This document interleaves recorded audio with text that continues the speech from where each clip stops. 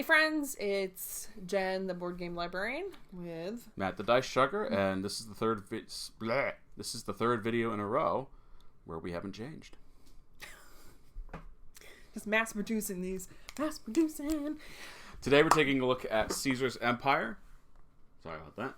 This is printed by Holy Grail Games and published by Matthew Podevin. Yep. And based off the Asterix comic book. Oh, we have it right there, actually. I wonder what I'm going to do with this. So we're going to head down to the table for, I kid you not, 2 minutes. And then we'll be back. See you soon, everybody.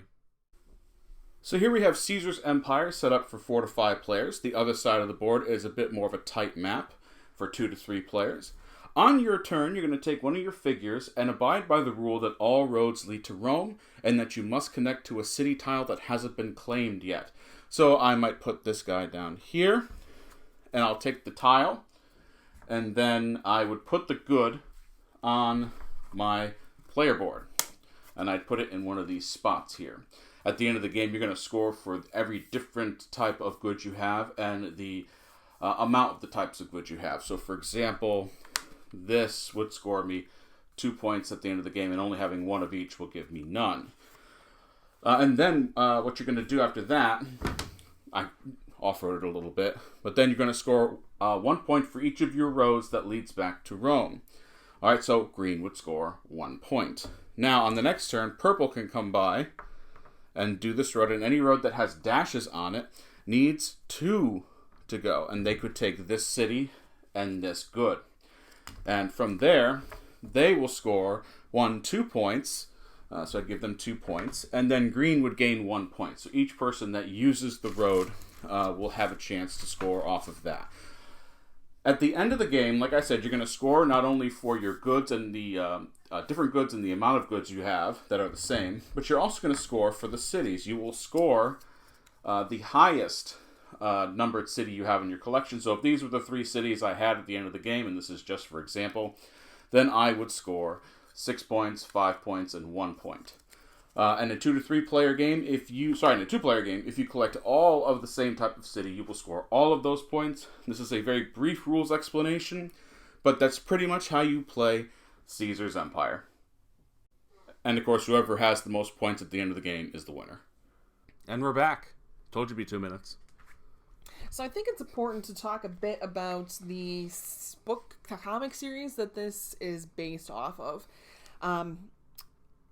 This is probably not super popular anymore. I'm going to check the publication date on this. 1961. So this has kind of like that, and I cannot remember the name of this series. If someone can kindly comment on it in the comments. But it's got kind of that 1960s, 70s, like you would have seen in the Sunday comics style, with the who was the barbarian type.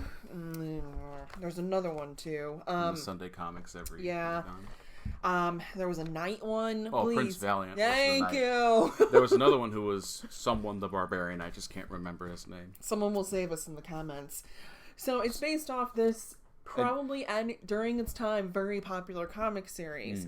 But I'd also love to hear in the comments who had heard of this before. I remember this because I worked at the library where I got this from. So it was still going in and out.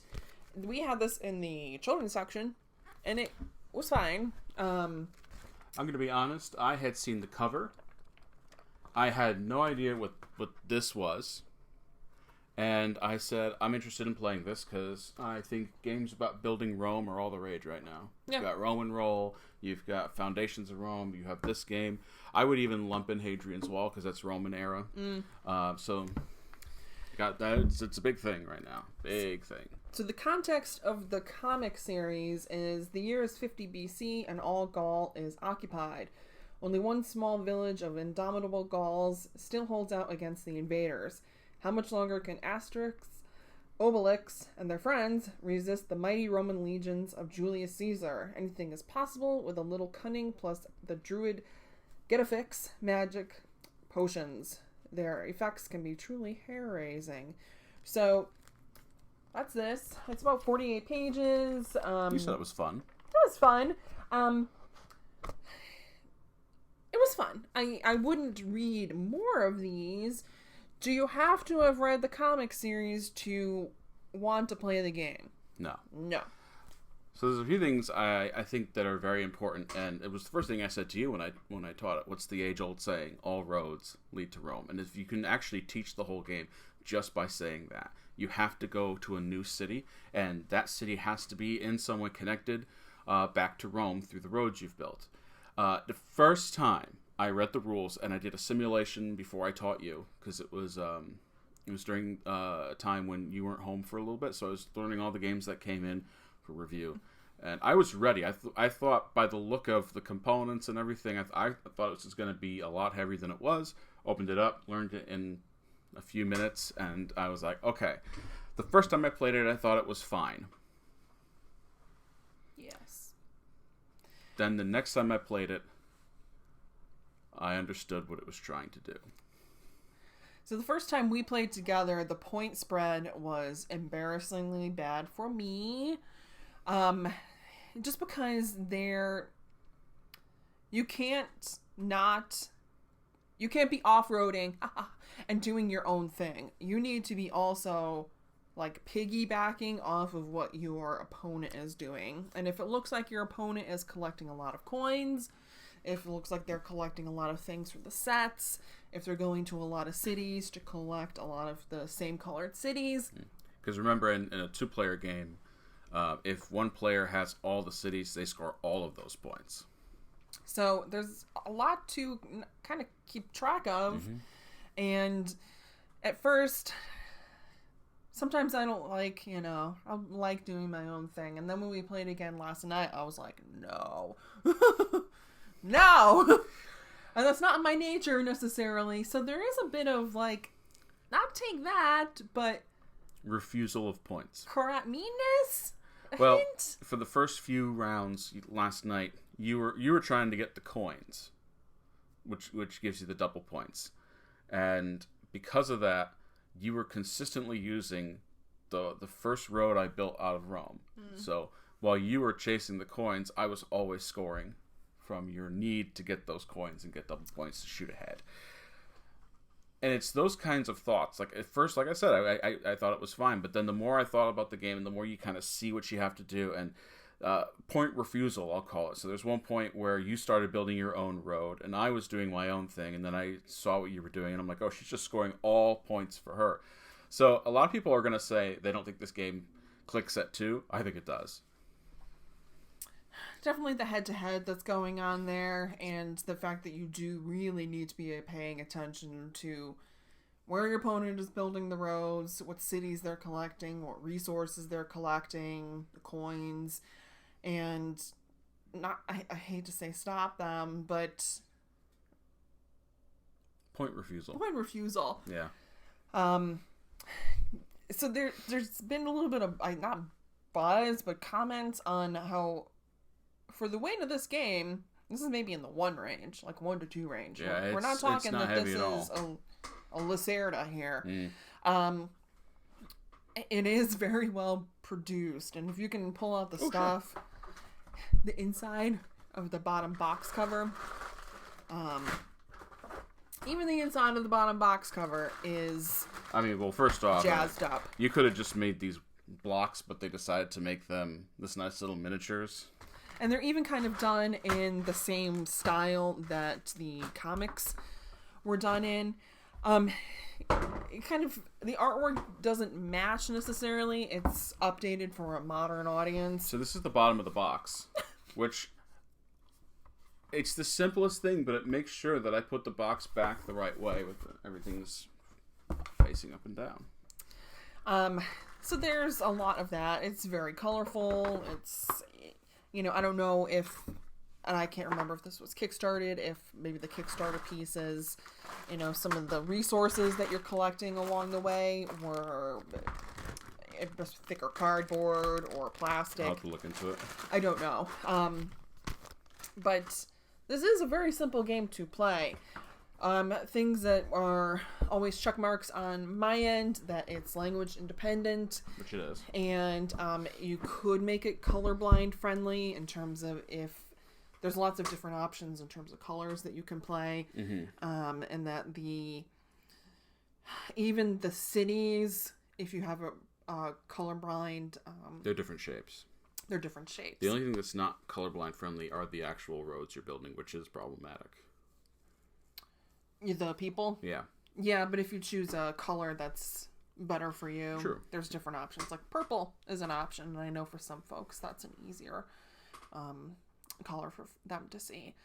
So yeah, I mean, you can teach this to someone who is a non-English English is not their native language, which is always great in my opinion. The biggest check mark any game has for me is, do I need to take an hour to explain it to you? Or is the rule book not rule book's great? Fantastic for this game. And I'm talking about like when we sit down and play a heavy game, I often go, all right, is everybody ready? Have we had our coffee? Are we awake? Because to the bathroom. Do you need to go to the bathroom? Because I don't want to have you forget stuff while you're in the bathroom. So this is a very easy.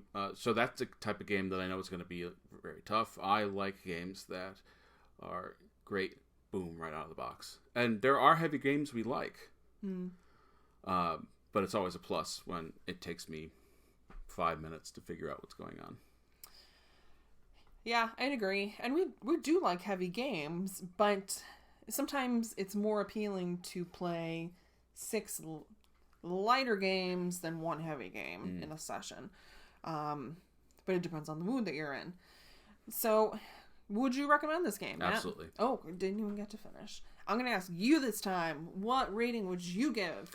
After playing it a few times and really wrapping my mind around what this game offers and the deception of it, here's a really simple game, but you're going to be at each other's throats a little bit trying to figure out, oh, you could have done that and given me points, but you chose to do that instead. I think it's great. This is between the 7.75 and an 8. This is a keeper for me. Why is it 7.75? I haven't played it yet at 3, 4, or 5 players. When I play with that player count, because we're mainly 2 players in this house, I will probably up that score. I can see it being more cutthroat, or even like, I don't know, maybe you'll get more points because more people will build off your roads. I don't know. I'm probably at the 7.66 range. I'm just going to make up numbers. 7.61, because why not? One can do that. I think I like it slightly less than Matt, but I've also played it less than you have. And yeah, it was a pleasant surprise. First time we played it, I thought, I could never play this again. And then Matt kept talking about it, and I said, okay, let's play it again. So I do like games that surprise me that way. You could easily, after that first play, do like I did and say, But let it sit overnight. Let it sit overnight, and then you can make that decision. Marinate on it, and then play it again. It doesn't take that long to play. And then when you play it again, you can have a chance to see what's happening. Yeah, the 30 minutes for 2 players is definitely spot on. And not even sometimes. Yeah, the age is 10 and up. You'll probably teach this to some less. Yes. A 6-year-old could probably play this. So, that's, I think, all I have to say about this game, Matt. Yeah, me too. Okay. I was just going to check the times, but I think we've made our point. Okay. All right. Great. We'll catch you next time, friends. As always, we would love to make this a... Subscribe, everybody. Yeah, let's have you subscribe, get alerts, and yeah, we'll keep making the videos if you want us to. But if you don't want us to, I'll keep making videos. Okay. All right. All right. We'll catch you next time. Bye, everybody.